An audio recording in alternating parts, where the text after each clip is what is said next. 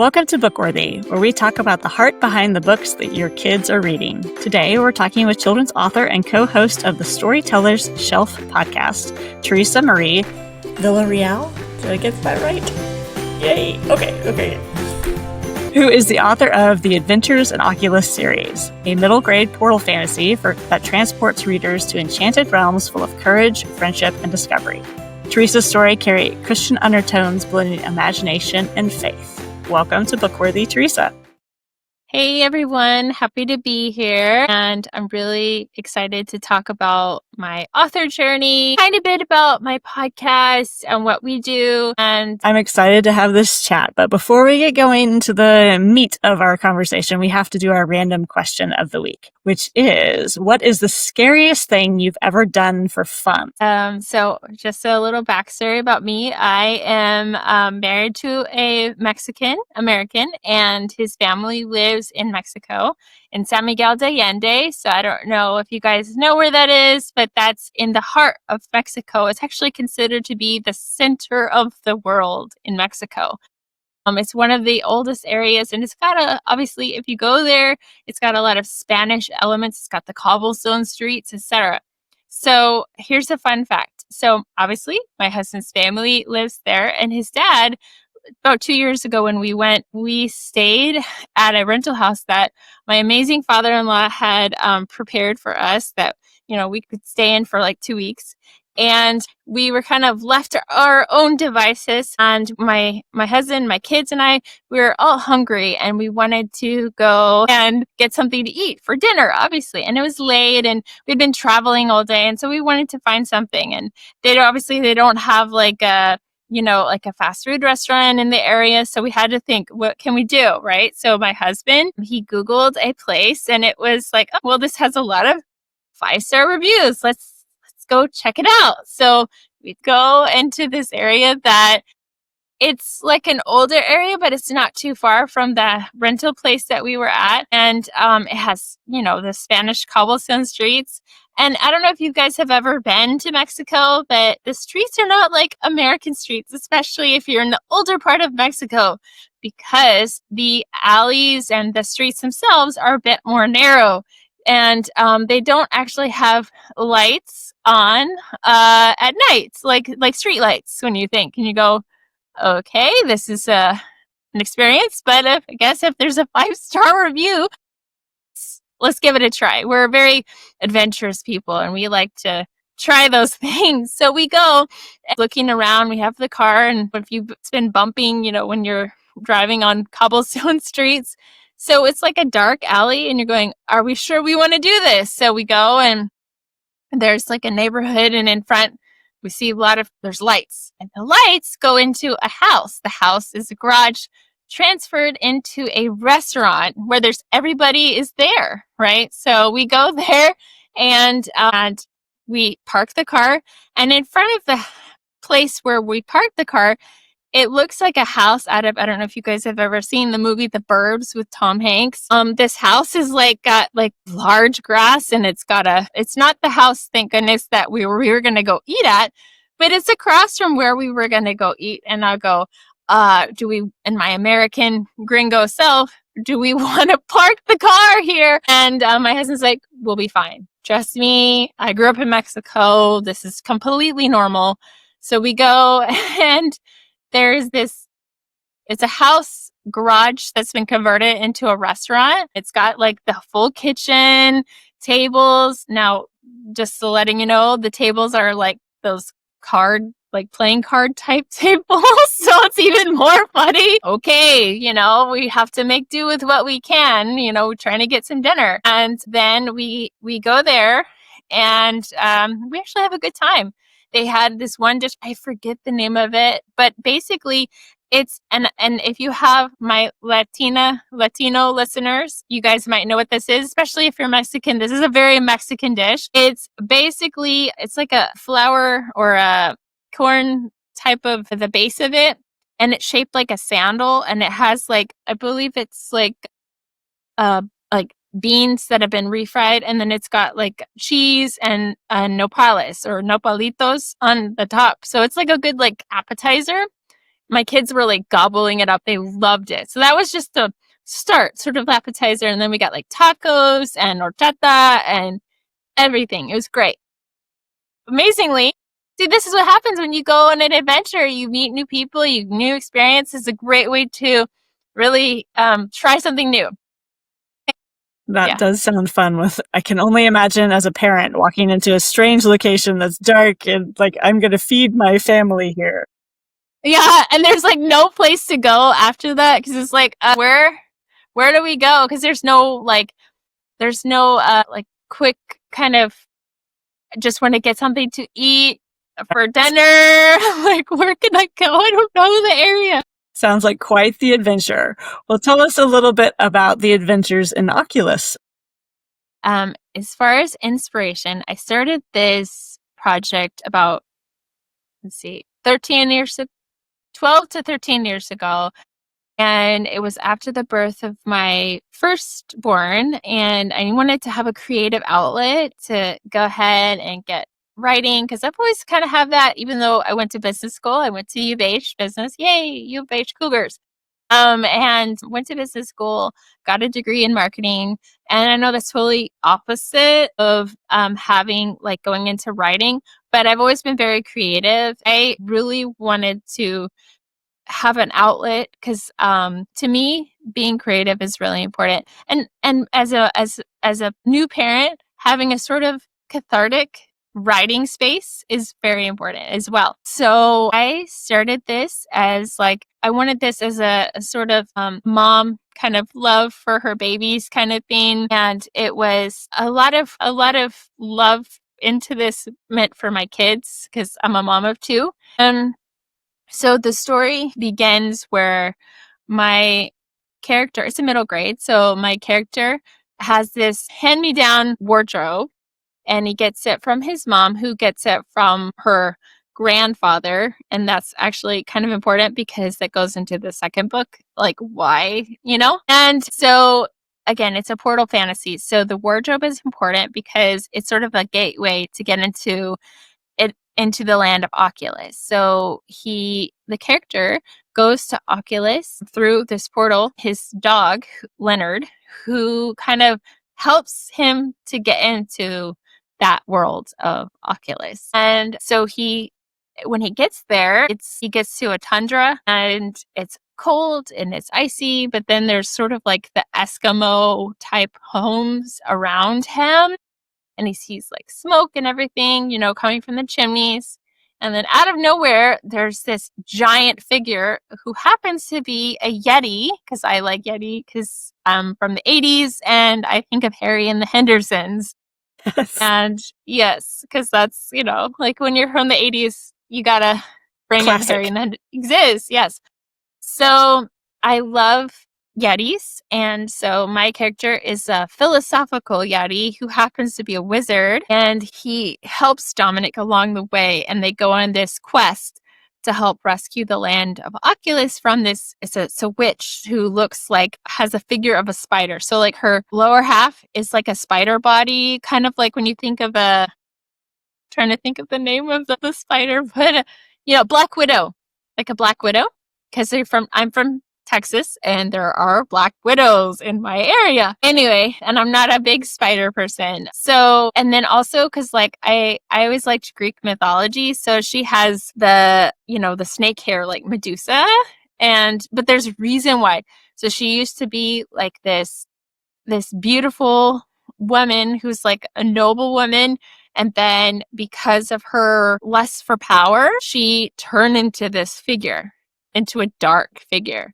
So I did that on purpose because I wanted to add layer. Because again, this is about world building. If you're a fantasy writer, it's all about world building. And my inspiration are from my two favorite authors because again, this has Christian undertones. So obviously I can never compare. They are too amazing, too great. It would be Tolkien and C.S. Lewis because like they are my utmost favorite authors in the entire world. So what was your question? No, you're good. doing a great job telling us about the books. But no, it's great to see those, C.S. Lewis and Tolkien undertones that kind of inspired your unique take on this portal fantasy and just all that Dominic goes through and kind of gets to experience in this new world and discover about himself, which is what usually makes good books. Yes. And well, kind of in your description of this book, you call it a middle grade book, but it does seem to kind of bridge between a little bit of YA, young adult, and middle grade. What made you choose to space between the two genres? So that is a really great question. And a lot of it comes from the fact that I wanted the books to grow with the reader. So as you know, middle grade starts from age 8 to 12. And I wanted my books to kind of showcase the fact that the main character starts at around 12 years old. And then the goal is 7 books. And so I wanted the character to grow and the reader, the person reading the book, to grow with the character. So I thought it would be kind of like a fun spin on that. Yeah. Very neat. There's definitely a lot of books that do the books that we enjoy, like Harry Potter or even Lord of the Rings, are those books that kind of grow with you as you get older, that you can return to no matter your age and still enjoy and glean great little truths from. So that's really neat. Kind of what do you hope kids walk away from with your books? I wanted people to seek truth, because that's part of it. Like in that sort of C.S. Lewis is like, it's that truth telling, and to see in the books friendship, courage, and a sense of hope. I've always been one of those people that, I don't know if you like, I grew up with my parents, they're boomers, right? And my mom, she loved stories that had, the triumph over evil. And I'm the same way. And again, that's how I grew up, is like, good triumph over evil, and creating that truth telling, and creating that where we create critical thinkers in storytelling, because that's part of it, is to get those kids to read. And that's something that I see as both as a mom, as an author, and the fact that I have a podcast, that we are seeing a lack of literacy right now in kids, and we want to get kids reading again. So we have to create books that inspire them to read. Yes, totally agree. Why don't you tell us a little bit about your podcast, the Storytellers Shelf podcast? So the Storytellers Shelf podcast was sort of started between me and my amazing co-host, Jackie Garcia Morales. She's from New Jersey, and I'm here in Houston, and we're like, let's do a podcast. And funny enough, we actually have not met in person yet, but we met on LinkedIn. And she works in publishing, and she saw my books, and she was like, oh my gosh, I love your books. They look amazing. Let's have a conversation. And so then we had a conversation. It lasted for 4 hours. And then we kept talking and back and forth, little by little, you know how it is. We had such a good conversation. I was like, what do you think about doing a podcast? Because again, it goes back to being a mom, being an author, and seeing that there is a need to really hype up, we got to get kids reading again. And we wanted something where we had authors, because we see a lack of, since I am a self-published author, that we want to have traditional and self-published to be able to sit and have a conversation without a stigma, because there's still somewhat of a stigma for self-published authors. And so I wanted, and she and I have the same conversation, that we need to have inspiration, demystifying publishing. How does publishing work? Because there's so many, and I always like to use this analogy a lot when we have guests on. Like, we recently had Lois Lowry on. Oh my gosh, she's the OG. That's what I like to say.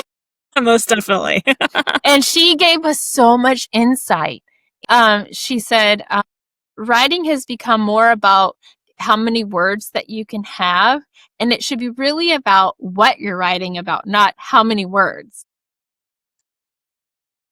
It's basically, for us as a podcast, it's again, this is our first season and we want to grow, and we are having a book drive that's coming up for helping in our community, but we work with nonprofits like coming on our podcast. We just did one with Books Between Kids. And since I'm in Houston, we actually partner with them for our book drive. And then we have authors on. We're about to have an episode with Kwame Mambelia and Max Beaudry. But, think of the Wizard of Oz.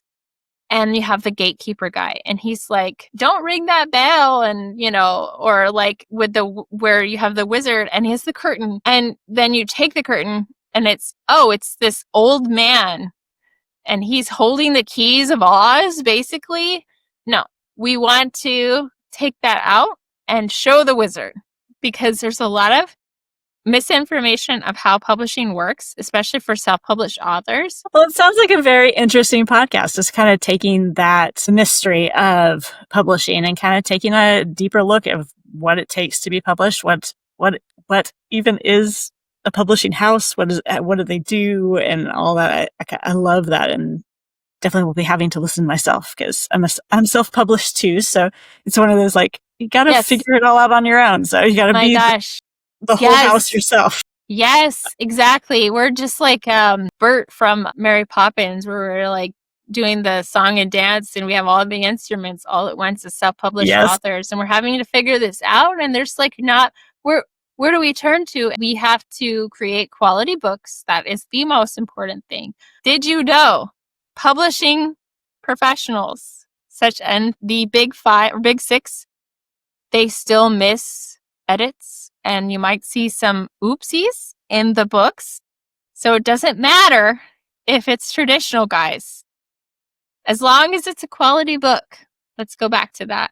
So that's my little soapbox rant. I love it. I think we could probably start a podcast all on our own for just that topic, because it's one of those unique elements where, quality books is the goal, not just words on a page. And, there's kind of a little bit of a loss in that, and in the children's book section especially. Yes. Oh, yes. It's very interesting. Theresa, tell us a little bit about what is your favorite book?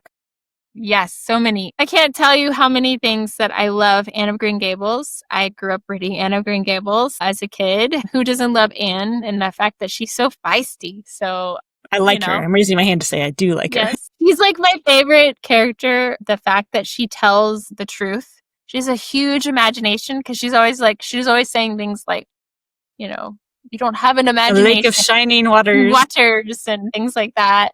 She has resilience because she was an orphan and she was raised by not so nice people, and then she got adopted by amazing people like Marilla and Matthew. Oh my gosh, I love Matthew. And if you've ever seen the Canadian version from the 80s, it's the best. Oh my gosh, I get teary-eyed thinking about Matthew, because he was so amazing. Yes.